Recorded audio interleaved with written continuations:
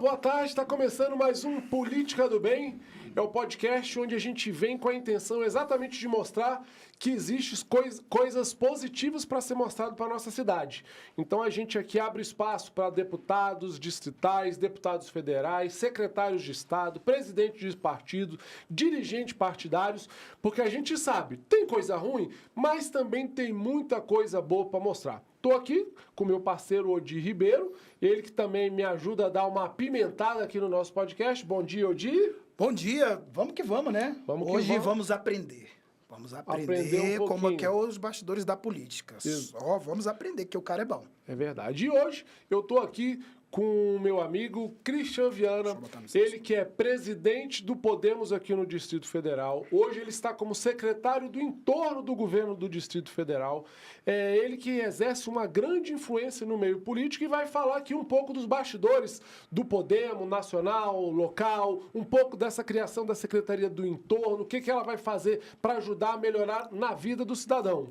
Bom dia, Christian. Obrigado pela presença. Bom dia, Dedé. Bom dia, Odir. Uma alegria estar aqui com vocês, podendo falar um pouco do nosso partido, falar um pouco do cenário político da nossa cidade, falar um pouco da missão e das atribuições da nossa secretaria. Enfim, como você colocou no início aí, política tem o lado ruim, a gente sabe. Afinal de contas, política lida com pessoas. E seja dentro de um partido, seja num sindicato, seja numa igreja, você vai ter sempre pessoas boas e pessoas ruins. Então, a gente tenta aqui, eu acho que seu podcast aqui do Odir é uma grande oportunidade da gente falar realmente do aspecto positivo da política, falar da coisa boa da política, o quanto que a política pode influenciar e ajudar na vida da nossa população aqui de Brasília e do Brasil, né? Que bom. Fico feliz dizendo também, viu, Odir, eu em 2018 fui candidato a deputado distrital. Eu era do partido do Christian, na época era o PHS, e o que eu posso dizer é o seguinte, na política, várias pessoas têm algum compromisso que cumpre, e o Christian, o que a gente acordou naquele momento eleitoral, cumpriu mais que o 100%. Tem palavra. Então, assim, tem palavra. E aí é o que eu falo. É do bigode. O político que tem palavra, ele segue assim a vida inteira, porque as pessoas sabem que pode confiar, porque tem aquele período eleitoral que tem presidente de partido que oferece o céu, mundos e fundos, e aí depois que passa o período eleitoral, não tem como, veja bem, então eu posso falar, não, é um político que cumpre, e aí eu fico tranquilo de saber, Christian, que você hoje, como presidente do Podemos e como secretário do Entorno, com certeza vai ter muita coisa boa para apresentar para a nossa população. Você vai filiar o Dedé? Eu acho que ele vai se filiar, hein? Eu, na verdade, já quero convidar de novo o Dedé para vir aqui. O Odir também. Já para se filiar? Vamos filiar aí, os dois, né? Tá, você é convidado a ser filiado aí. Vamos filiar o Odir também, né? E eu aproveito para dizer que não vou filiar, viu, presidente? Que hoje, como eu falei, o projeto é divulgar os bons políticos de Brasília, porque eu não sou candidato, viu? Tô deixando claro. Mas, presidente, vamos lá. Eu tenho coisas incríveis assim que eu queria conversar com você. Vamos começar um pouco dos bastidores da política, como já está pegando fogo 2026, e você, como presidente de partido, a gente sabe que começa candidatos, pré-candidatos, procurar o partido. Como é que está a construção da nominata? Já sabe quem vai apoiar para a majoritária? Vamos falar um pouco disso, começando pela como que está a nominata do Podemos para 2026. Sim, hoje o Podemos aqui em Brasília, na verdade no Brasil, né? O Podemos é um somatório de 3 forças políticas. Como você falou, em 2018 nós éramos do PHS e o Podemos fez a incorporação do PHS porque nós não atingimos a cláusula de barreira de 2018 por tão somente 40 mil votos. Fizemos 1.450.000 votos no Brasil, faltaram 50 mil votos para a gente atingir a cláusula de desempenho. Então, o Podemos fez essa primeira incorporação. E agora, em 2022, fez a incorporação do PSC. Então, o Podemos hoje é a 8ª força política do Brasil em termos de tempo de televisão, fundo partidário. No Distrito Federal, nós temos algumas figuras que já foram candidatas pelos 2, 3 partidos, alguns remanescentes ainda do PHS. Se você lembrar, na eleição de 2018, em que você compôs a nossa chapa, foi a eleição que deu o primeiro mandato ao deputado Hermeto, que hoje é o líder do governo, está no MDB, está no 2º mandato. Então, foi naquela eleição que nós conseguimos trazer o Hermeto para a Câmara Distrital. Um amigo, um parlamentar que tem feito um bom trabalho. Hoje nós temos o candidato mais votado, vinculado ao partido, é o Tenente Geraldo, também da Polícia Militar. Geraldo, lá dos Becos do Gama, já tem uma trajetória também política há algum tempo na cidade, eu coloco ele como uma referência. Mas nós temos outros nomes, tem nomes que têm dialogado conosco, e eu acho que não tem problema falar que o Raad está tentando retornar ao cenário político da cidade. E ele nos procurou. Voltar para ficha limpa, digamos assim, ele se limpou a barra dele e está querendo... Ele está reabilitado? Está reabilitado, 100%. Então, o Raad tem conversado conosco, tem algumas figuras ligadas a sindicatos profissionais. Tivemos uma conversa com o Yuri, que é do Sindivax, salvo engano. Sindivax, para não errar o nome do sindicato dele. Ele é o Anderson danadinho. também, ligado ao conselho... Alessandro, ligado ao conselho de enfermeiros, também tem procurado o partido. É uma categoria que tem bons representantes. Já na Câmara Distrital tem 2 representantes, a Deise e o Jorge Viana, que são eleitos pela categoria de enfermeiro. Para você ter uma ideia da amplitude, hoje em Brasília são 70 mil enfermeiros. Então, é uma categoria que tem condição real de eleger 2, 3 distritais. O Viana, a primeira eleição dele foi com o Podemos, ou não? Foi. Em 2018, ele foi eleito pelo Podemos. Ele tinha sido candidato anteriormente pelo PSD. Perdeu? Em 2018, ele não foi eleito. Em 2014. Em 2018, ele é eleito pelo Podemos. E em 2022, ele retorna ao PSD, onde ele está exercendo o mandato atualmente, entendeu?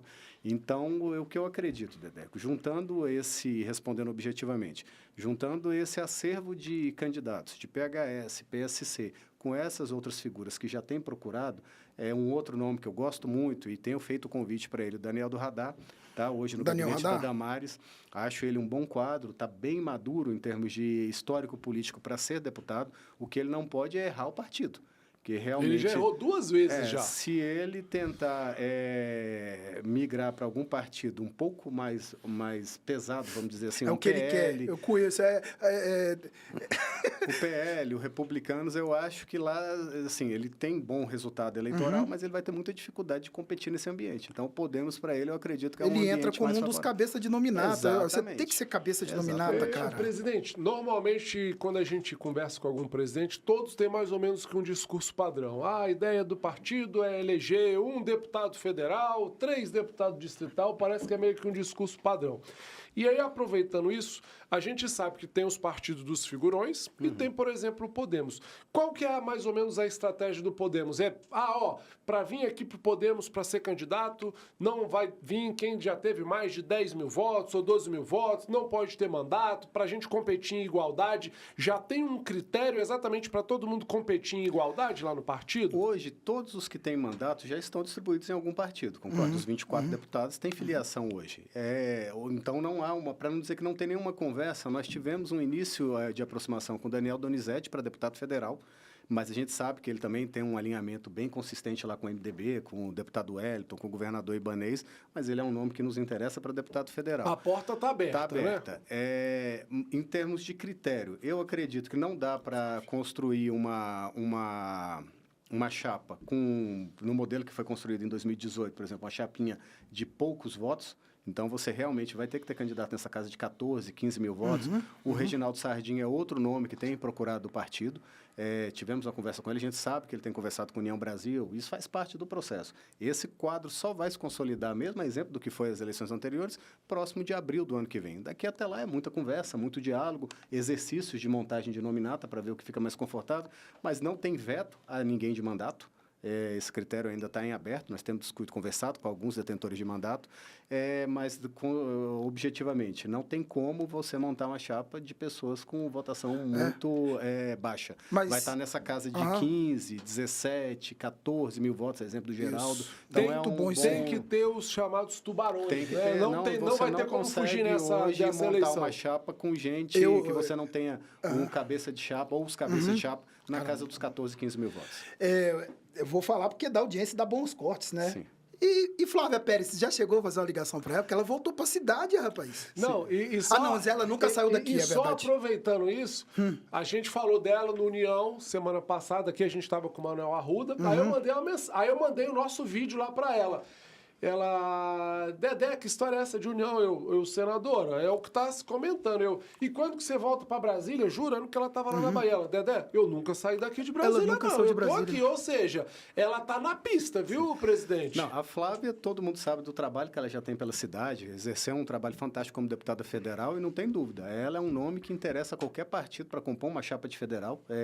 Ela, o ex-senador Regufe, são nomes que você analisa que qualquer pesquisa que você roda, o nome deles aparece. Então, a Flávia, eu não tenho dúvida que ela é um nome que interessa para o Podemos, interessa para qualquer partido, para compor uma chapa de deputado federal, por exemplo. Eu não tenho dúvida que, pelo resultado dela na eleição de 2018, quando ela foi candidata a deputada federal, foi a mais votada daquela eleição. Então, isso já é uma boa referência. A eleição do Senado dela também, ela teve uma boa votação. 400? Então, 400 mil? Foi mais de 400 mil votos. A gente não para pensar nesses detalhes.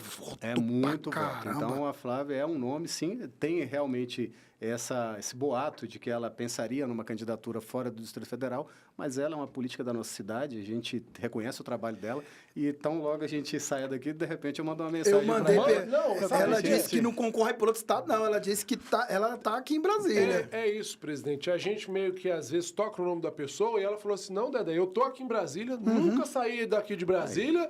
Eu falei, então você tá na pista. Ela, vamos conversar. E aí, logo em seguida, ela começou a postar ações aqui em Brasília, visitando de novo. Então onde tem fumaça, há fogo. Nosso podcast pautou. Pautou, com certeza. Mas eu não tenho dúvida disso. A Flávia, ela é uma referência na política da nossa cidade, não tem como deixar de reconhecer o que ela fez no mandato dela, o que ela fez como ministra, o que ela pôde ajudar realmente o Distrito Federal. E, enfim, houve esse boato de que ela pensaria realmente em uma candidatura em outro estado, mas é um quadro que está no nosso radar, assim como todos esses nomes que eu citei aqui, de pessoas que podem ajudar a contribuir com a chapa de federal e com a chapa de distrital, dando consistência para o nosso projeto aí de 2026. O Odi pegou no pé do França, que é o secretário-geral nacional do Podemos, dizendo, pô, o Regufe sacaneou vocês. Ou seja, eu jurava que dessa vez o Regufe ia se filiar de novo agora no Podemos, mas eu tô falando agora de coisa recente, tá?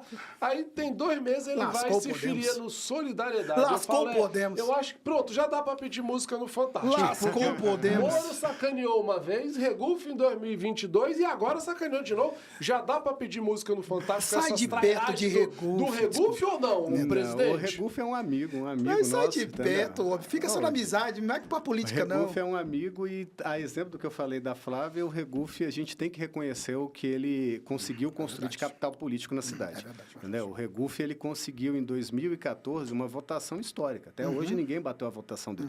Regufe conseguiu uma votação superior a 800 mil votos, num eleitorado muito menor do que é hoje.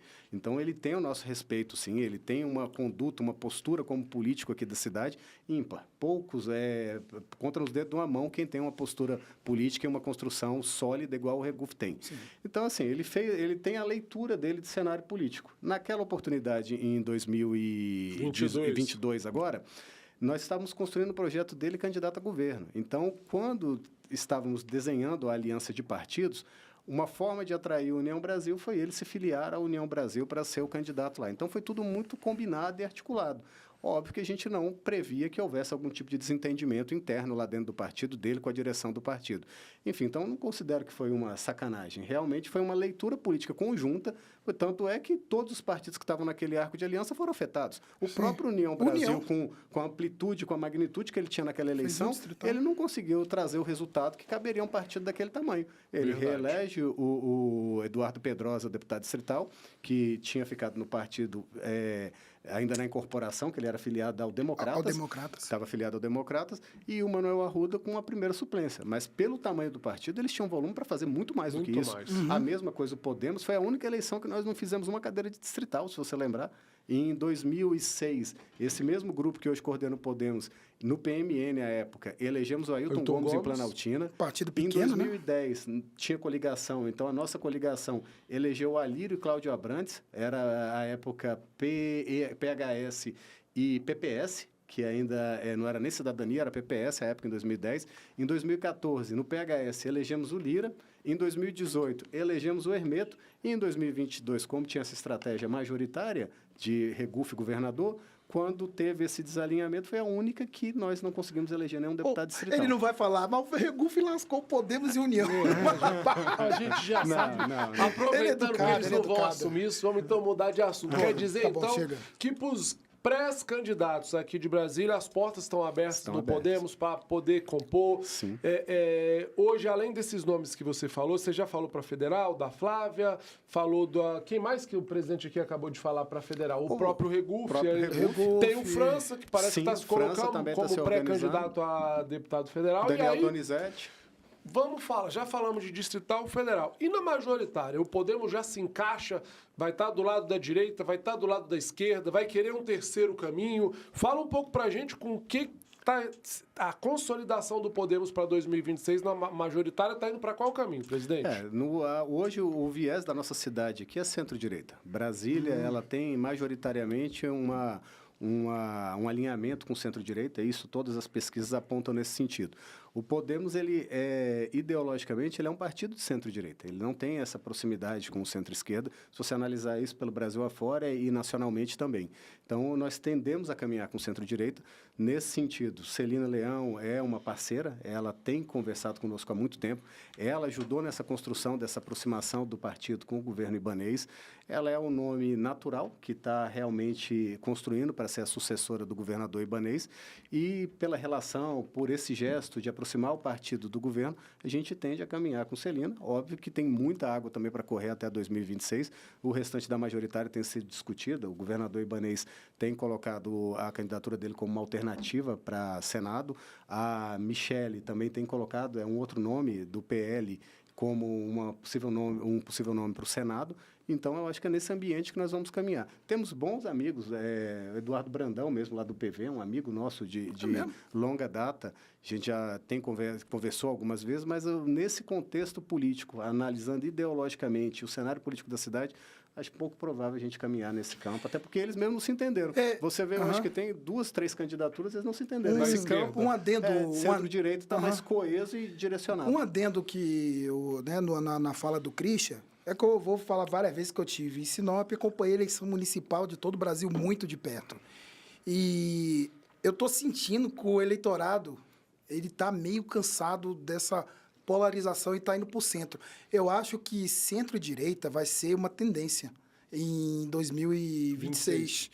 É a mesma coisa. Esses dias eu vi o Tarcísio, que é governador de São Paulo, do Republicanos, dando uma declaração, não falando mal das urnas eletrônicas. Não, as urnas são as melhores do mundo, não sei o quê. Porque você sabe, né? Uma entrevista, geralmente, é um recado para várias e várias correntes. Você tem essa mesma impressão que está tudo caminhando mais para o centro-direita? Eu acredito que sim, Odi. Eu acho que o próprio Brasil cansou de algumas pautas do centro-esquerda. Você concorda? Concordo. São pautas assim, essa pauta mais progressista, ela, vamos dizer, não encaixa bem ainda com o momento histórico que o Brasil está vivendo. Então, eu acredito que isso é importante para a agenda. Eu acho que os partidos de centro-esquerda, os partidos dessa frente mais progressista, eles são importantes para o debate, mas sociologicamente, a gente analisando o cenário, a nossa sociedade ainda não... O Brasil ainda é conservador. É conservador. O Brasil é conservador. É um partido cristão. É um país cristão. Nós somos um país cristão, independente de denominação. Ainda é a maior comunidade católica do mundo, salvo engano. Então, os que não são católicos, que são ligados a alguma igreja evangélica. Então, isso é uma posição majoritária. A gente tem que respeitar a opinião dos progressistas, a opinião do pessoal de centro-esquerda, mas eles são importantes para o debate. Mas, nesse momento, a nossa população ela é conservadora, ela é uma população cristã. Então, isso é importante e os partidos e os políticos têm que entender isso. Porque o que é um político? O que é um deputado? Ele é um representante da sociedade. Vai sempre ter ali um representante de centro-esquerda, é importante também para estar representando essa população, esse segmento da sociedade no parlamento, nas câmaras estaduais, distritais. Mas o que vai se refletir dentro das casas legislativas e, consequentemente, nos governos, é esse conservadorismo e essa posição da população majoritária do Brasil. Presidente, então, aproveitando aqui, como a gente já falou, o França TV aqui, falou do Podemos, falou que a tendência era ser essa, mesmo ele sendo mais do Podemos nacional. E aí a gente perguntou, e aonde que o Podemos se encaixaria? A gente pleiteia uma suplência da Michele Bolsonaro, né? Ali a gente tá próximo da fila, aí a gente vai ser você, ele não. O nosso nome seria o Christian Viana, o primeiro suplente da Michele. Como é que é? Tem esse sonho mesmo de ser senador da República? Conta um pouco pra gente. Como você já me conhece há algum tempo, o Odir também, em 2024, eu fiz 10 anos de presidente estadual aqui, passando de PHS para Podemos agora. Então, assim, sempre priorizei a montagem das chapas e realmente não me coloquei como candidata distrital, como candidata federal. Nesse contexto que está se desenhando para 2026, o Podemos sendo a 8ª força política do Brasil, acho que a gente tem volume, experiência, assim, para poder contribuir em alguma chapa majoritária. Óbvio que isso é uma construção. Isso não é uma imposição, isso é uma construção, depende de cenário político, mas eu acho que pela experiência, pelo tempo que a gente vem conduzindo o partido, acho que sim, eu posso contribuir. O nome foi posto, está na mesa para ser bom para o campo majoritário. Vamos dizer assim, você não vai fazer doce, você aceitaria de pronto. Né? Tem gente que fica fazendo doce. Quem não aceitaria ser suplente da Michele? Não, e outra coisa, né? O Podemos hoje, ele tem que, vamos dizer assim, recuperar o tempo perdido e fazer uma nominata tanto de distrital de federal forte. Não é? Não é mais ou menos isso? Odir, eu vou mais longe. Com alguns políticos que eu tenho conversado, e eu posso nominar, tive semana passada com o Rafael lá na Câmara, teve uma reunião nossa. Rafael Prudente, com ele, com o Nilo, chefe de gabinete dele, e a gente conversando sobre o cenário político da cidade. O que é importante, é isso que eu tenho sensibilizado o Reguf, e aí citando de novo a nossa amiga Flávia, o importante é que as pessoas que querem pleitear uma posição no cenário político de Brasília, qual é a minha leitura? Não pode ficar sem mandato em 2026. Pode não. Quem não se colocar no cenário político em 2026, para 2030, como diz o degrau, estará muito mais alto. Diminuirão o número de partidos, consequentemente diminuirão o número de candidatos, e isso vai levar a uma concentração de voto nos eleitos, ou seja, os eleitos terão uma votação muito expressiva. Então, se hoje você tem a deputada com menor votação nessa legislatura, salvo engano, foi a Deise. Com quantos votos mais ou menos? Foi 11 mil. 11 mil votos.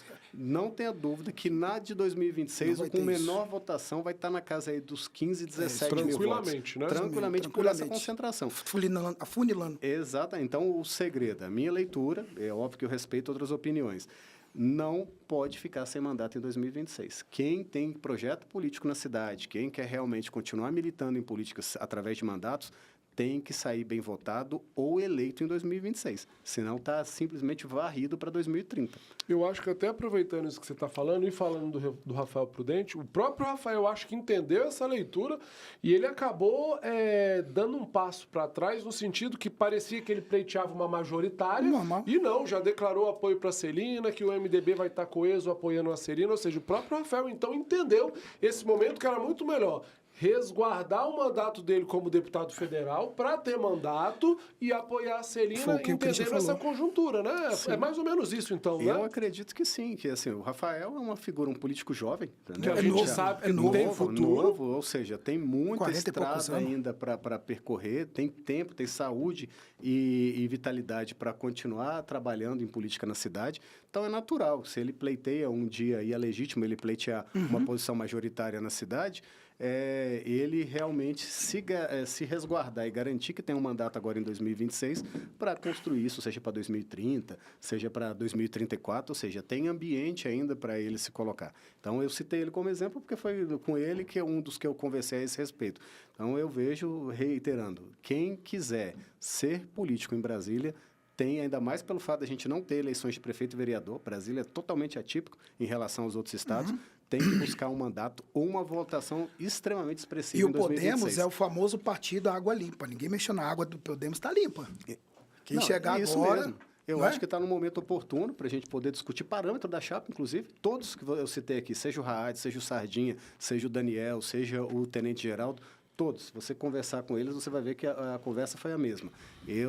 Os que chegarem primeiro nos ajudarão a estabelecer o parâmetro da chapa, como foi feito em 18, com a chapa de 18, como foi feito em 14, com a chapa de 14. O que você falou no início, eu acho que o que a gente tem de mais caro em política é a palavra. Então, aquilo que a gente pactua com a nossa chapa, a gente sustenta, mesmo pagando preço. Vídeo, novamente, o exemplo do Reguf. A gente, quando firma a palavra, em 18 também com a Eliana, uma vez que a gente firma uma palavra e diz que está junto, nós vamos até a beira do buraco, entendeu? Vamos Faz parte do processo. Faz parte do processo. E depois... Senão, você não perdia nunca, né? Todo mundo só ganharia. Ô, Di, vamos falar um pouco do entorno, até porque é interessante o Christian recentemente assumiu a Secretaria de Entorno do governo do Distrito Federal. Era uma secretaria que era secretaria no governo Roriz, depois virou subsecretaria, aí o Ibanez virou secretaria de novo no início de 2019, que era até o secretário, era o meu primo, Paulo Roriz. Aí, num determinado momento, acabou a Secretaria do Entorno e agora volta a Secretaria do Entorno.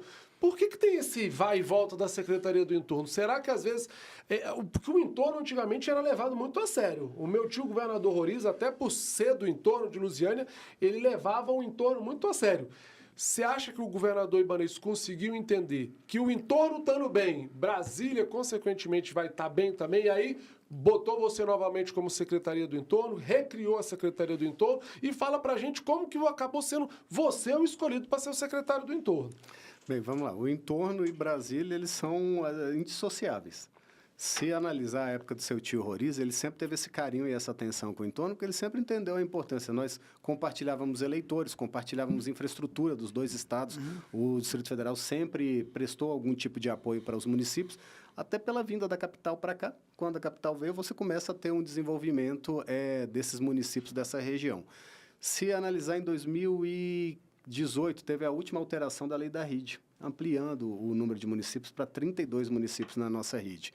Recentemente, em 2015, a própria área federal entendeu que o Brasil está, na verdade, já criando um modelo de cidades que são as metrópoles. Tem São Paulo, tem Rio de Janeiro, e Brasília é uma metrópole hoje. Hoje, Brasília, em termos de cidade, é a terceira ou quarta cidade do Brasil. Você tem São Paulo, Rio de Janeiro, Brasília está entre terceiro e quarto, em termos de volume populacional. E essa região metropolitana, você não vai conseguir evitar o crescimento e essa conurbação, vide a saída sul aqui, onde você tem Valparaíso, Novo Gama, e alguns bairros são separados basicamente por ruas. Então, o governador Ibanez, junto com a Celina, entenderam a importância da secretaria. Nós já víamos construindo esse diálogo com a Celina há algum tempo, e aí surge o convite para a gente estar contribuindo na Secretaria do Entorno. Eu acredito que até também pela nossa experiência política, e isso ajuda nesse relacionamento, nessa sensibilidade de entender que é uma secretaria de articulação, que a gente tem que respeitar a autonomia das prefeituras, respeitar a autonomia do governo do Distrito Federal e respeitar a autonomia do governo do Goiás. Então, a secretaria vem como esse facilitador. O governo Caiado já tinha tomado essa iniciativa com a criação da secretaria, que hoje é coordenada pela Carol Fleury. O Goiás tem uma, né? Tem uma. Então, você não tinha essa simetria. Né? Eu tô... Charlinho. Né? Nem interrompendo, é um adendo. E você já pegou, vamos dizer assim, o primeiro abacaxi, que foi aumento das passagens do entorno. Como é que foi lá aquela articulação? Porque foi ótima. A secretaria ela foi criada, e aí confirma realmente a importância que o governo do Distrito Federal dá para essa pauta agora. Ela é criada praticamente no mês em que a NTT estava discutindo a repactuação das tarifas do entorno. Ato seguinte à criação da secretaria, os dois governadores, tanto o governador Caiado quanto o governador Ibanez, concordam no avanço da consolidação do consórcio interfederativo. Esse consórcio vai ser um legado da secretaria e dos dois governos. O que é isso? Esse consórcio é uma instância, uma autarquia, vamos dizer assim, uma autarquia que vai ter a prerrogativa de discutir a mobilidade do entorno como um todo e, consequentemente, a tarifa. Os dois governos já concordaram em aportar subsídio. Então, o governo do Distrito Federal já sinalizou algo em torno de 65, 67 milhões de reais. O governo do Goiás, idem, 65, 67 milhões de reais. Qual o objetivo desse subsídio? Esse consórcio vai gerir os contratos das linhas do entorno. Os governos colocam o recurso e isso abaixa o valor da tarifa. E melhora os ônibus? Com certeza. A ideia hoje, porque qual é a dificuldade do modelo que está colocado? No modelo que está colocado hoje, é a tarifa quem sustenta a operação. 100% das linhas dos ônibus é sustentado pelo valor que é pago pelo trabalhador na tarifa. Então, é esse recurso que entra e é com isso que as empresas trocam a frota, pagam a folha de pessoal. Isso faz com que a operação ela não seja tão vantajosa. Consequentemente, se a empresa ela tem que priorizar algo, ela vai priorizar pagamento de folha e os ônibus vão ficando relativamente sucateados. No momento em que você tem o subsídio, que os governos colocam recurso, isso vai permitir, inclusive, que você faça novas licitações para você trocar ônibus, você vai ter mais recurso dentro do sistema para que você possa melhorar a oferta do ônibus e a qualidade do ônibus que é um também. dinheiro que, né, para quem é empresário, é um dinheiro que vira ali fluxo de caixa, né? É um dinheiro certo, mesmo que você tenha passageiro ou não, é um dinheiro certo. E eu não sei, realmente eu não entendo, estou fazendo uma pergunta de leigo, eu não sei se esse subsídio está melhorar os ônibus, não sei se tem isso, tem contrato, alguma coisa? O reflexo é natural, Odi. Ah, Isso é aí natural? Não tem como, é natural. No momento, você, mesmo não tendo toda a técnica, mas o raciocínio é esse. No momento em que os governos colocam o recurso, você passa a ter mais recursos dentro do sistema de mobilidade como um todo. Giro de capital, né? Consequentemente, as empresas passam a ter um volume de recurso maior, o que vai refletir em aumento da oferta de linhas e, obviamente, melhoria do ônibus em si. E se eu não me engano, viu, Odi, parece que quando o governo entra com esse suporte, que é o que a gente fala, no contrato fala que a frota não pode ter mais de tantos anos, tem que renovar. Aqui, né? Então, assim, tem essa exigência. O governo só não entra com dinheiro, não. Eu acho assim, o governo entra com dinheiro, mas entra com exigência. Ó, tem que melhorar, tem que botar mais linha. O ônibus não pode passar de 10, 12 anos, tem que já renovar. Tem uma coisa que me deixa muito... Antigamente eu ia falar uma palavra, mas me deixa muito fulo com alguns políticos, que eu não estou citando nome, nem vou citar. É que... cite o nome, você tá... Não, os políticos principalmente... aqui sou eu, bota... Os políticos principalmente de esquerda, alguns de esquerda, uma demagogia do cacete, tá dando dinheiro para as empresas. Mas, cara, o governo, ele que tem que fomentar para facilitar a vida de que tem menos recursos. Essa é uma forma, eu acho que é a forma como você enxerga o fato. Você não está dando dinheiro para as empresas. As empresas são o meio para você prover mobilidade e transporte para a população. Gerar até emprego. Então, o governo está dando transporte para a população. Se para o transporte da população você precisa da empresa que faça... Há alguns anos atrás, nós tínhamos empresas estatais, exemplo da TCB. Você concorda? Então, em momento algum, se discutir, está dando dinheiro para a TCB ou para a empresa tal ou tal. O que você está dando é transporte. O instrumento que você tem para dar o transporte é através do contrato e da licitação das empresas. Mas o que o governo dá, de fato, é transporte. Presidente, na verdade, aproveitando isso que o Odi está falando, é mais ou menos o seguinte para você entender, viu, gente? É porque vem um político da esquerda, fala assim, ó, vamos trazer tarifa zero para o estudante, tarifa zero para o trabalhador, tarifa zero para o negro, tarifa zero... Eles querem, o político de esquerda, tarifa zero para todo mundo... Só que alguém tem que pagar a conta. Aí o que o governo faz? Tá bom, vou dar aqui a tarifa zero. Só que na hora que o governo vai dar a tarifa zero, o governo tem que ir lá, tem que subsidiar. Aí esse mesmo político que pediu a tarifa zero para o estudante, a tarifa zero para a categoria, aí o governo mandou bilhões lá para o transporte público. Mas você quer dar tarifa zero e não quer mandar o dinheiro? Essas são as contradições da esquerda. Mas... Aproveitando esse gancho, onde eu quero chegar? A gente já ouviu falar aqui no podcast com França que tem uma possível ideia da Secretaria do Entorno. Eu não sei se a gente ficou em dúvida. É a Secretaria do Entorno ou é uma bandeira do Podemos? De ter uma possível tarifa zero do transporte público do entorno. Já existe algum projeto nesse sentido ou ainda está tudo bem no começo? Está tudo muito no começo. A gente sabe que tem esse clamor, na verdade, da população, entendeu? A população quer que seja assegurado a ela o direito de ir e vir, como está na Constituição. E aí isso passa, obviamente, pela mobilidade urbana e pela mobilidade intermunicipal, como é o caso do entorno. Mas ainda está muito embrionário. Eu acho que o passo inicial é a constituição do consórcio. Com a constituição desse consórcio interfederativo, você passa a ter uma instância, você desloca hoje a discussão que está na NTT para uma instância mais próxima de onde está o problema, que é aqui no entorno do Distrito Federal. Esse consórcio e os dois governos colocando o subsídio, a meta inicial, reduzir as passagens e melhorar os ônibus. Ponto. Feito isso, a discussão futura a respeito de um eventual tarifa zero, isso depende de outros fatores. Quais os fatores, por exemplo? Receita dos estados. Os estados e os municípios têm que ter saúde financeira para continuar aportando recurso. Porque para você zerar essa tarifa, como você bem colocou, alguém tem que pagar a conta. As empresas não vão trabalhar de graça.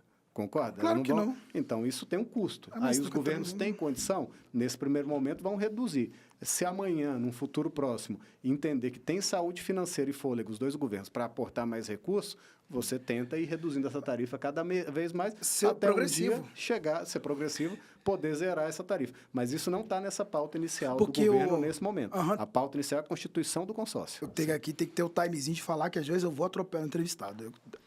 Porque tem uma questão já de imediato. Quando se falou que não ia ter aumento de passagem no entorno, os empresários eles começam a se animar. Não, vou contratar mais gente, né? Porque falta mão de obra e o cara morre numa grana o empresário, né? Que o pessoal fica demonizando o empresário e ele morre numa grana. Peraí, o governo tá dando essa estabilidade para mim. Então, se eu não tenho que me arrebentar com passagem, vou investir e vou contratar mais gente. Um ato político, ele impacta em tantos lugares que a gente não imagina. Ele é político ali, né? Ele que está nos bastidores sabe o que eu estou falando, mais ou menos. Essa questão da suspensão do aumento, isso aí teve um reflexo tanto para o empresariado. As empresas de ônibus, obviamente, que elas têm as queixas dela, mas foi dado um prazo de 6 meses para essa suspensão, que é o tempo em que nós esperamos viabilizar o consórcio. Então, isso já está em curso. Agora à tarde, inclusive, estou indo a Goiânia com o secretário Zeno para fazer uma reunião com o secretário de governo. Vai dar tempo? Vai dar tempo. A reunião lá está marcada 3 horas. Então, vai dar tempo. Isso aí é 2 horas daqui para Goiânia e a gente chega. Então, tem uma reunião agora à tarde para tratar da formalização realmente dos documentos para o andamento do consórcio. E o que o Odir colocou tem muita propriedade. Todo real que você evita que aumente na passagem, isso tanto pode incrementar na contratação de novos funcionários pelo empresário, como em aumento real para o próprio funcionário que atualmente é contratado. Porque se você é empresário, você contrata um funcionário que mora no entorno, qualquer real que você poderia pensar em um aumento para ele, você fica sempre com o pé atrás aguardando. Será que vai repactuar a passagem? Será que realmente vai ter um aumento? O que isso vai impactar na minha folha? Mais um adendo aqui. É igual a questão de... O governo, ele sempre tem que investir para que a sociedade, ela... Vamos dizer assim, ela tenha uma estrutura. Dou um exemplo aqui, mesma coisa do transporte. Olha só. Questão dos eventos que tem em Brasília, que muitas vezes o governo fomenta. Presta atenção aqui nesse negócio. Aí você fomenta o evento, você gera emprego, gera um monte de coisa. E as pessoas do entorno, se a passagem não aumenta, está no orçamento dela, ela vem para esse evento. E, às vezes, muita gente faz demagogia com isso, né? Não sei o que lá, corrupção, não sei o que lá. Mas não sai da bolha e não olha.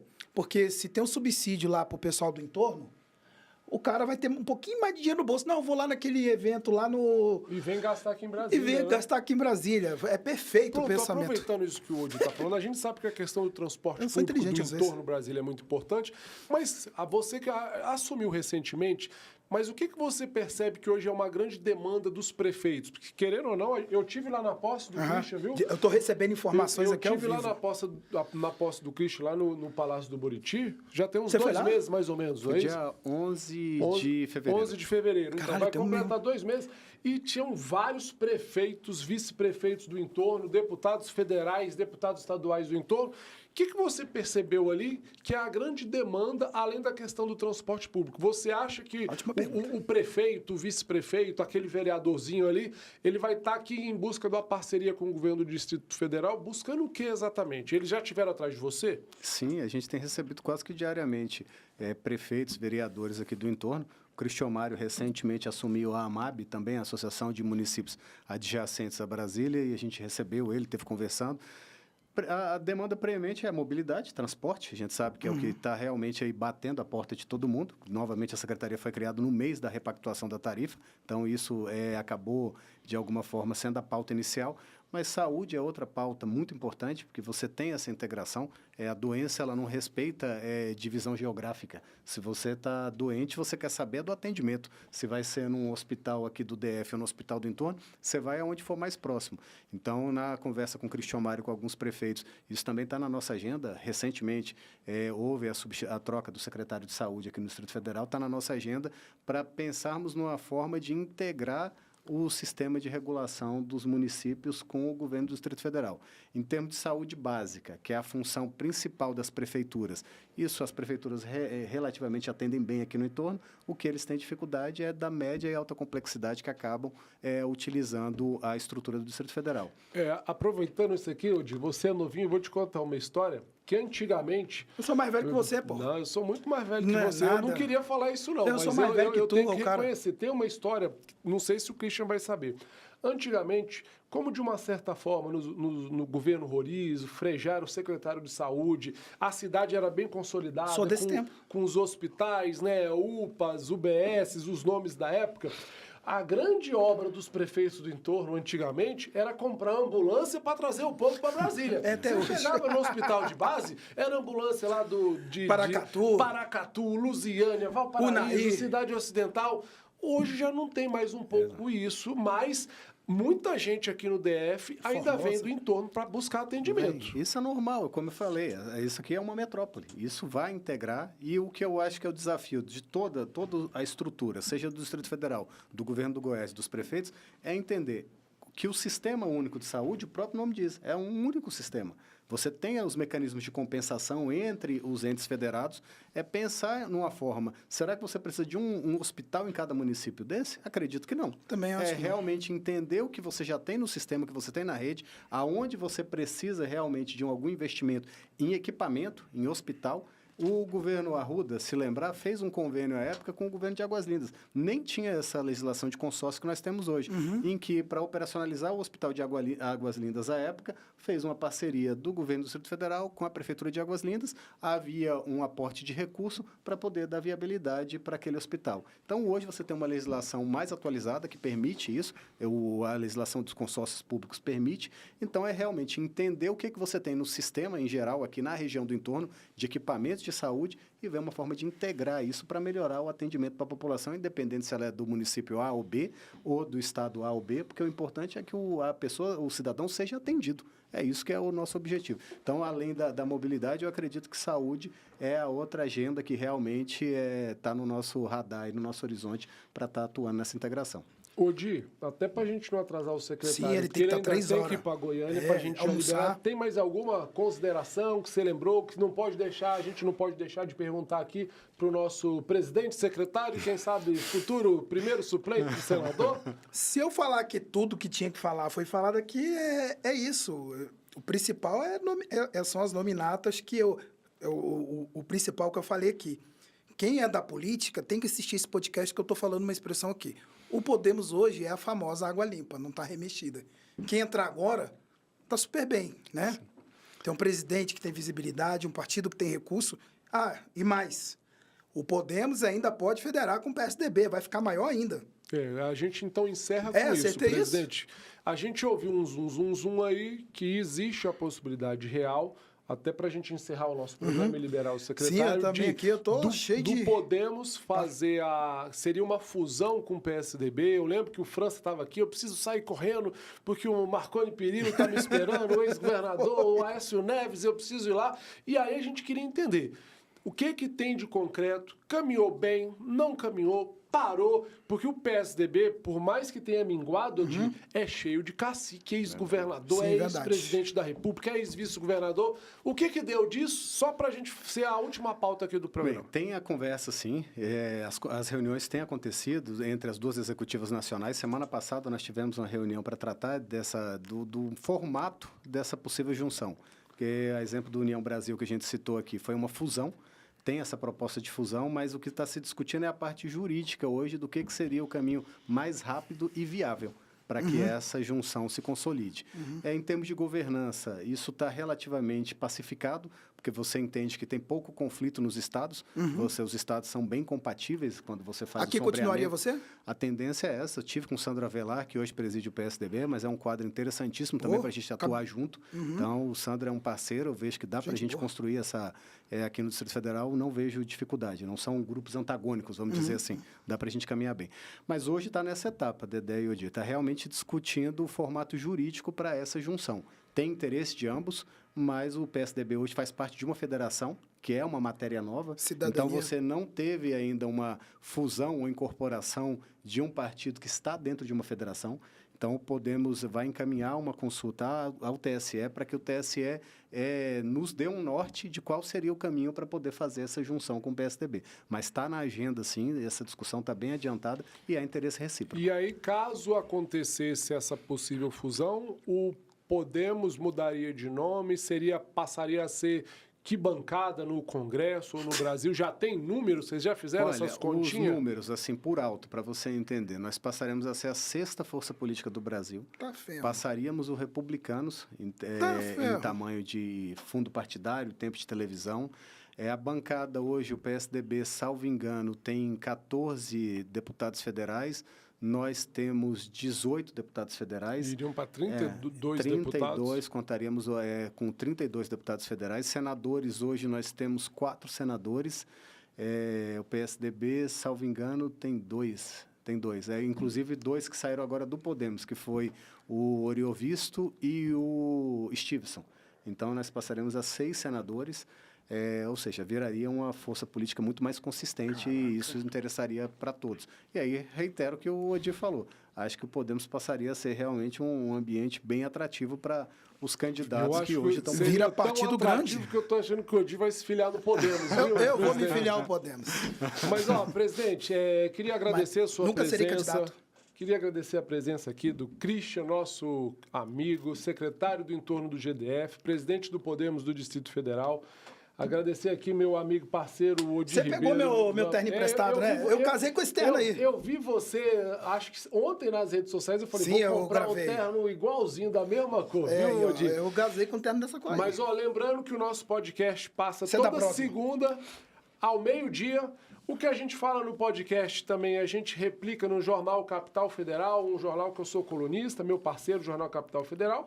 E queria aqui aproveitar também para agradecer os nossos parceiros, Galeteria Serrano, onde a gente sempre... Mas vamos falar agora? Hoje, na verdade, a gente só não vai levar o secretário lá porque ele está indo para Goiânia, porque senão estamos devendo um almoço lá na Galeteria. Mas a gente também tem o restaurante Calamares, nosso parceiro, o restaurante do Bar. São os restaurantes que dão suporte para depois das entrevistas a gente poder levar os políticos e poder estar conversando, pegar aquelas vezes informação de bastidor que às vezes não pode passar no ao vivo, mas a gente que é jornalista gosta de ter aquela informação.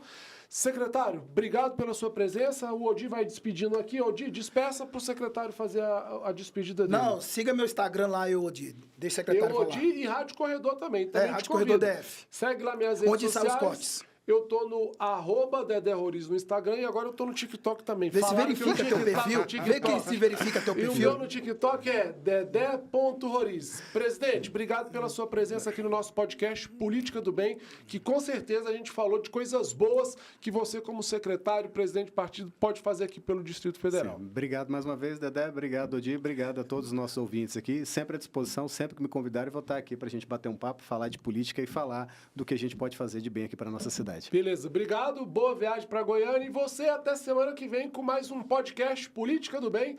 Eu sou o Dedé Roriz, obrigado pela sua audiência e vamos estar sim continuando mostrando para você. Tem muita coisa boa para mostrar no nosso Distrito Federal e por isso que o podcast é o Política do Bem e até semana que vem. Dedé Roriz não é candidato.